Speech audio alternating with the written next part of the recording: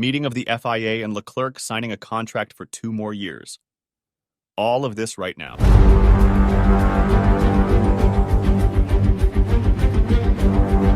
Hello, F1 sports fans. Welcome back to another video. Today we're diving into something I owed you, and that's the FIA meeting that took place during the weekend of the Belgian Grand Prix. They hashed out some key decisions. Well, at least they attempted to hash them out. So, let's kick off with the topic of tire blankets, tire covers. We're aware that Pirelli has been tinkering with compounds that can do away with the need for thermal blankets, and this was initially on the horizon for 2024. However, after the powwow on the official FIA website, I'll drop the link in the description for you, Pirelli is hitting the brakes on that plan until 2025. The upshot of the meeting was that even though everything seemed good to roll out by 2024, they've given the nod to pushing back the launch of non-thermal tire variants to 2025. In other words, it's not all systems go for 2024. There's a glitch somewhere. Whether it's because teams didn't fancy the weekend format, the tires haven't quite earned their trust, or the drivers are still grumbling about these tires, though some are also in favor. Bottom line, there's some snag that they didn't elaborate on. They just threw it out there that they reached a consensus to postpone. Turning to the power unit, the hot topic of recent days, especially after Alpine Renault discovered they're trailing behind the pack. It was disclosed that, based on commitments from PU manufacturers and the noted variances between each, the Commission tossed around ways to bridge the gap.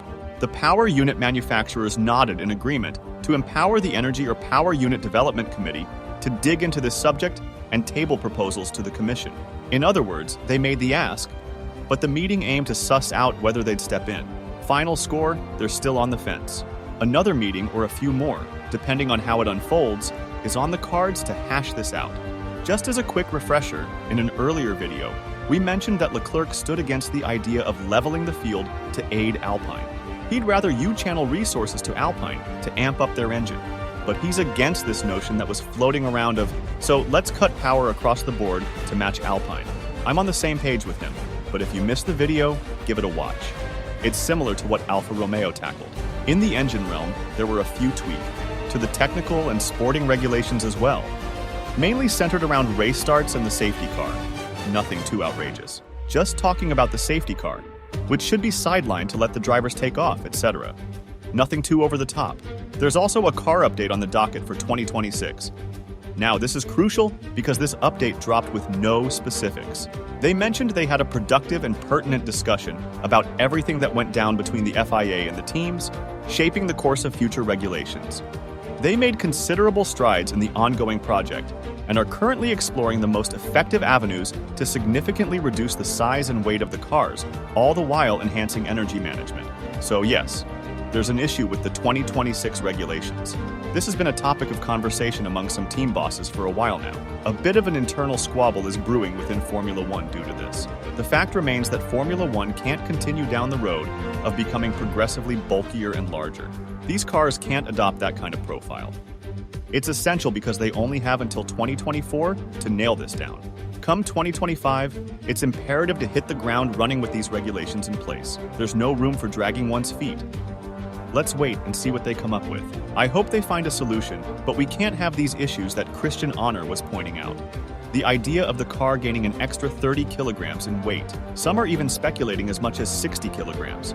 The car losing speed halfway down the straight. That sort of thing is just not acceptable. It can't fly. Also, the financial regulations were up for discussion, aimed at narrowing the gap between teams with varying levels of infrastructure.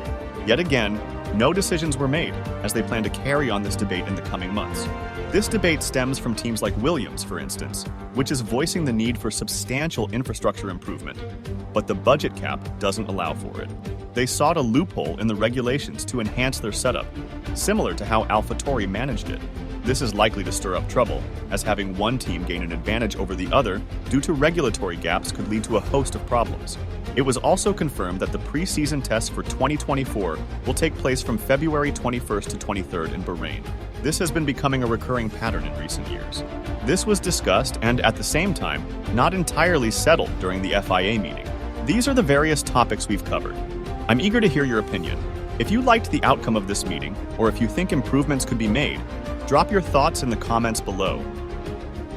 Now let's move on to our main feature, the headline of the video, which is Charles Leclerc's contract renewal for 2 years, with an option for a 3rd year with Ferrari. Why do I say headline? Because the source, F1 Analysis Technica, is the only one that has presented this information so far. They're standing firm on the renewal claim. If you read the article, you'll find that Leclerc has already signed the renewal with Ferrari. However, we don't have any official confirmation. It might even be that after this video goes live, Ferrari quickly confirms it. We don't know for sure. Sometimes things play out differently, particularly since news breaks in the morning in Europe while we're still in the early hours here. In any case, the major point here is that Leclerc is said to have signed this contract for more than 2 years, with the option for a 3rd, which is typically what teams refer to as multi-year contracts. However, this hasn't sat well with Carlos Sainz. He's reportedly pushing for a contract under the same terms as Charles Leclerc, and this might even lead to his departure. That's another tale we'll delve into in another video, as it involves Alpine, Binotto, and there are a few crucial details in this mix. In Leclerc's case, his contract would kick in after the current one ends, so it wouldn't be immediate. Leclerc's current contract runs until 2024. Thus, this new deal would span 2025, 2026, with an option to extend it to 2027. This highlights how he's committing to his future with Ferrari. Keep in mind, Leclerc is part of the current generation, and by the time we hit 2027 or 2028, he'll be in his 30s. You need a solid project to become a world champion, something Ferrari has struggled with, given their tendency to bid farewell to drivers after a mere 2 years. In this scenario, if Leclerc has indeed locked in his future with Ferrari for 2 years, he's taking a risk. It's a possibility. He could become a figure like Max Verstappen, who stayed put at Red Bull and is now reaping consistent results due to his loyalty to the team. However, we'll have to wait and watch, as no confirmations have surfaced. Numerous rumors are swirling about the futures of not only Leclerc, but also Raikkonen and other drivers on the grid. I'm curious to hear your thoughts on these drivers in the news. Remember to subscribe and hit the notification bell so you don't miss out on anything here.